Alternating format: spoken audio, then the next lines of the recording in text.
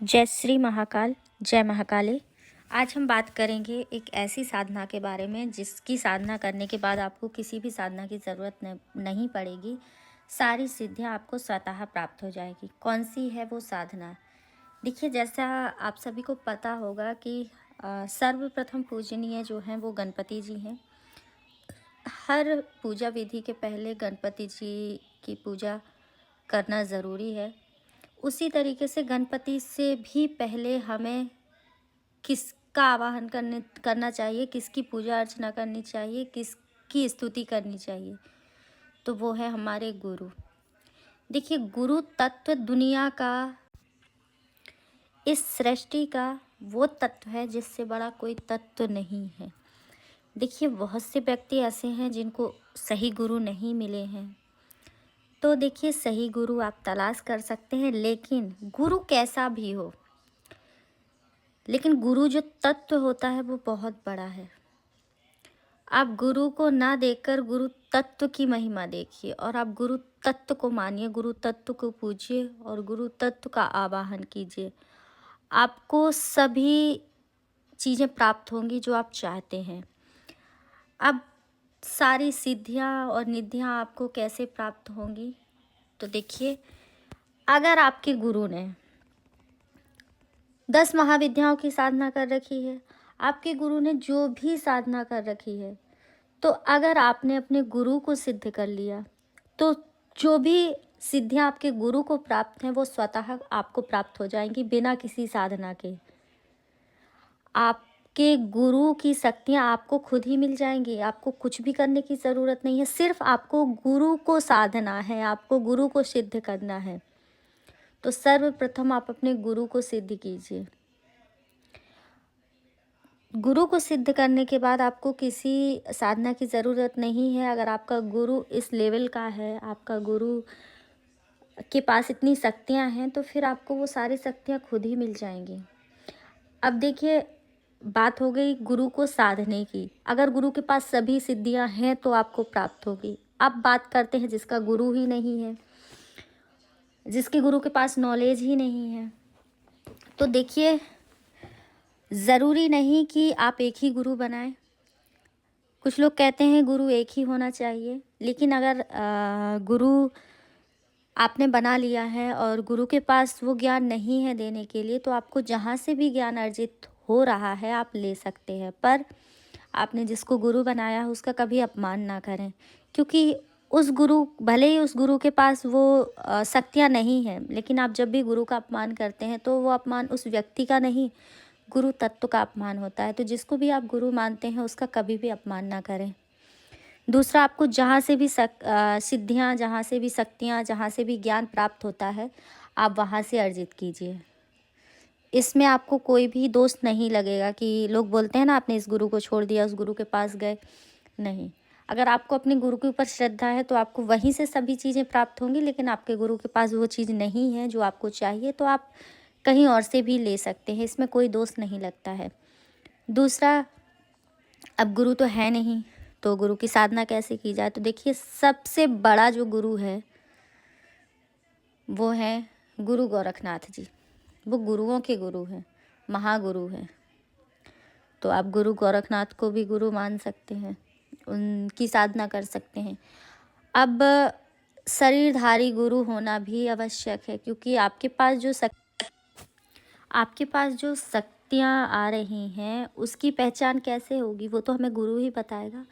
तो आप कोई ऐसा गुरु भी तलाशिए जो आपको आपके साथ जो घटनाएं, जो चीज़ें घटित हो रही हैं उनका ज्ञान दे सके। पर आप चाहें तो गुरु गोरखनाथ को गुरु बनाकर भी आप साधना को स्टार्ट कर सकते हैं, गुरु को सिद्ध कर सकते हैं। आप गुरु गोरखनाथ को सिद्ध कर सकते हैं, आप भोले बाबा को सिद्ध कर सकते हैं, आप महाकाल को सिद्ध कर सकते हैं, माँ काली को सिद्ध कर सकते हैं। आप इस तरीके से किसी को भी गुरु मानकर आप उनकी भी साधना कर सकते हैं। पर मैं नहीं कहूँगी कि आप काली को गुरु मान के ओम क्रीम कालिकाय का मंत्र जाप कीजिए। नहीं, आप गुरु तत्व, आपने गुरु माना है, लेकिन आपको साधना क्या है? गुरु तत्व को, सिद्धि आपको प्राप्त करनी है गुरु की। तो आपको मंत्र जो जाप करना है, अगर आपके पास गुरु मंत्र देता है तो बहुत अच्छा है। हर गुरु का एक मंत्र होता है, लेकिन अब गुरु ही नहीं है तो मंत्र कहाँ से लाएं?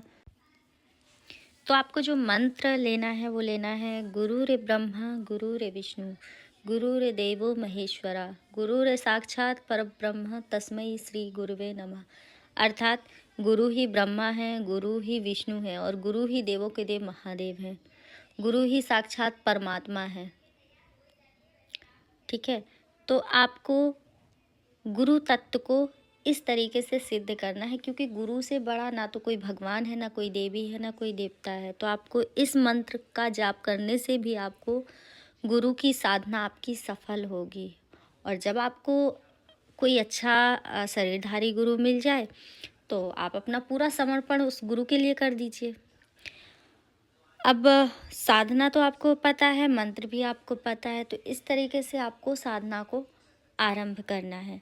अब इसको आरंभ कैसे करना है, तो देखिए आप अगर नॉर्मल ही आप 1 2 3 4 5 6 7 8 9 10 11 12 जितना भी आपकी स्वेच्छा हो आप माला का जाप कीजिए, वो एक अलग हो जाता है।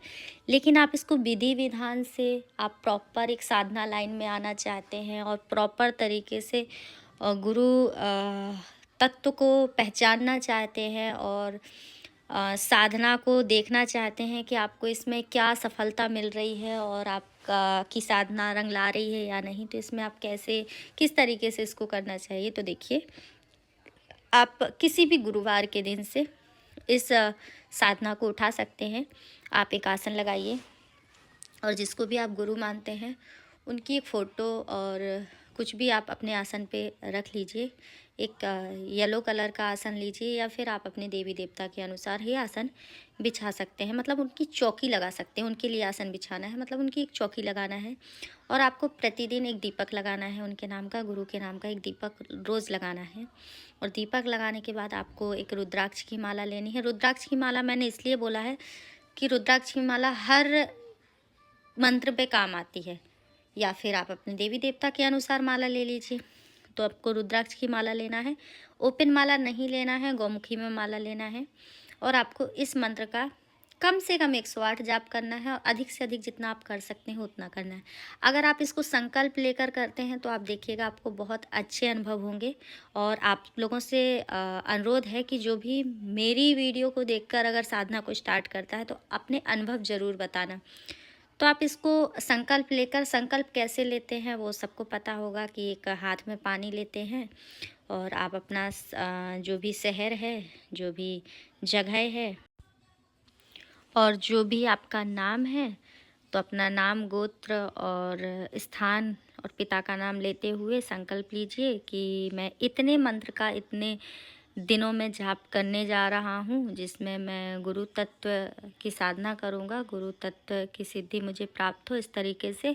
तो या तो आप माला ले सकते हैं कि मैं 11 माला या 21 माला रोज़ करूँगा, ठीक है। या फिर आप ऐसे ले सकते हैं कि मैं इतने दिन में, जैसे 11 दिन में मैं 1.25 लाख का जाप करूँगा, इस तरीके से भी आप ले सकते हैं। तो अपने हिसाब से आप माला देख सकते हैं कि भाई 1.25 लाख जाप मुझे इतने दिन में करना है तो कितनी माला बैठती हैं, उस हिसाब से आप माला ले सकते हैं। और आप संकल्प लेते हुए आप जल को छोड़ दीजिए और उसके बाद 3 बार और जल को छोड़ दीजिए और मस्तक से लगाइए और अपनी साधना को आरंभ कीजिए। और हो सके तो उतने दिन अगर आप अखंड ज्योति जलाते हैं तो बहुत अच्छी बात है, नहीं जलाते हैं तो भी कोई बात नहीं, मत जलाइए, पर धूप दीप ज़रूर करिए।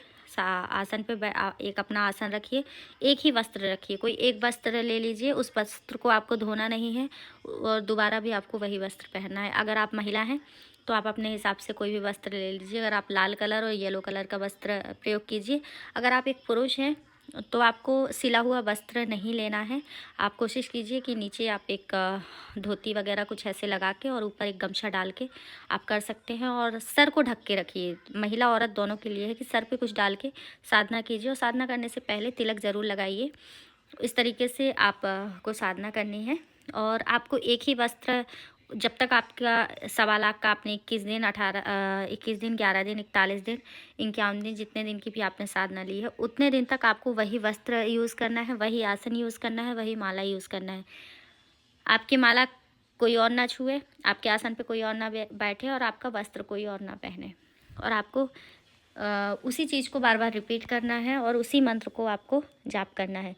आप देखिएगा कि जब आपकी साधना पूरी हो जाएगी और जो साधना का अंतिम दिन होगा तो जितने भी आपने जाप का बोला है, कम से कम 1.25 लाख जाप होना चाहिए, तभी आपको अनुभव होंगे। और अनुभव क्या, वो सिद्ध हो जाएगा, आपका मंत्र ही सिद्ध हो जाएगा। और उसके बाद आपको ना दशांश हवन करना है, ठीक है। और किसी मंत्र की को सिद्ध कैसे करते हैं, किसी मंत्र की साधना कैसे करते हैं, वो मैं आपको ज़रूर बताऊंगी कि उसका भी एक नियम है कि अंतिम दिन जब पूरा हो जाता है उसके बाद क्या करना है। जब आप लोगों का वो हो जाए फिर उसके बाद मुझे कमेंट में बताना, ताकि मैं वीडियो लेकर आऊँ कि अंतिम दिन आपको क्या करना है, ठीक है। अगर आप शुक्ल पक्ष से इस चीज़ को स्टार्ट करते हैं बहुत अच्छा है, ठीक है। किसी भी गुरुवार के शुक्ल पक्ष से आप इसको स्टार्ट कर सकते हैं। अब दूसरा क्या है कि आपके जब मंत्र कंप्लीट हो जाते हैं आपको दशांश हवन करना है। और आप जो भी दान दक्षिणा पंडित को भोज जो भी कराना चाहते हैं आप अपनी स्वेच्छा से करा दीजिए, ठीक है। और आप देखिएगा आपको बहुत अच्छे अनुभव होंगे। और आप लोगों से विनती है कि अपने अनुभव ज़रूर शेयर करें। जय श्री महाकाल। ओम जय हनुमान कालिका।